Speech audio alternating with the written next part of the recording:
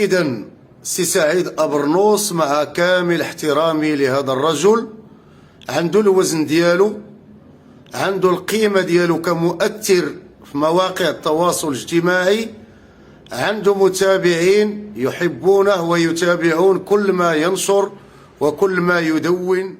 وكيف لوثيقة مهمة أن تكون مشتركة ما بين سي سعيد أبرنوس وناس مهمين من بينهم رئيس الاتحاد الفرنسي حسب ما جاء على لسانك سي سعيد أبرنوس، بغض النظر على أن هذه المعلومات أو هذه الخرجة اللي خرجتي لنا بها وكانت مفاجئة واش هو اجتهاد منك أو لا هي أوامر من جهات أخرى أرادت البلوغ إلى مساعي أخرى أو أرادت تصفية حسابات أخرى أو أرادت تسوية أمور أخرى بهذه الخرجة، الله أعلم.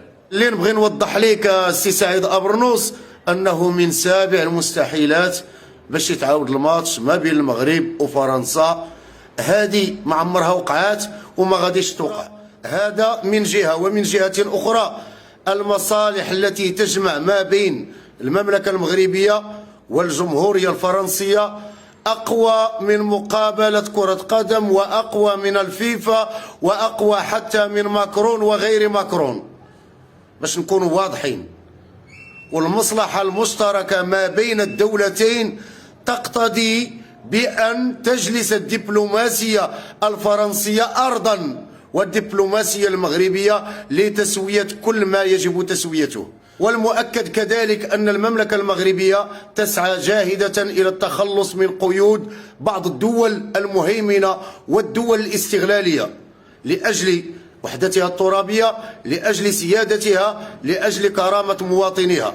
هذا ليس هينا من طبيعة الحال، لكن هي مسألة وقت إن شاء الله وستكون الأمور على ما يرام. اللي اجتهد غيوصل. أما إلا بقينا دائما كنفكروا في نظرية المؤامرة وبأننا مستهدفون من هذه الجهة ولا من هذه الدولة، فغنبقاو دائما كسلاء نعيش تحت سقف محدود. أخي سعيد أبرنوس، حقيقة استغربت كثيرا واستوقفني هذا الفيديو الذي من الصعب استساغته. أخي سعيد أبرنوس، ملي تكمل 7 أيام كما عطيتي وقطعتي وعد على أنك غدير اللازم، حنا كننتظروا ونتمنى أن الفيديو ديالك ما يكونش واحد المزحة اللي غتجر عليك بزاف ديال الانتقادات. السلام عليكم. هذا الفيديو هذا كنديرو بعد ما توصلت بواحد العدد نتاع الوثائق، واحد العدد نتاع الحقائق، واحد العدد نتاع السيديات والفيديوهات تثبت بأن الماتش نتاع البارح تم التلاعب في نتائجه. القضية كانت مخدومة بن عمي، وعندي ما يثبت ذلك. كاين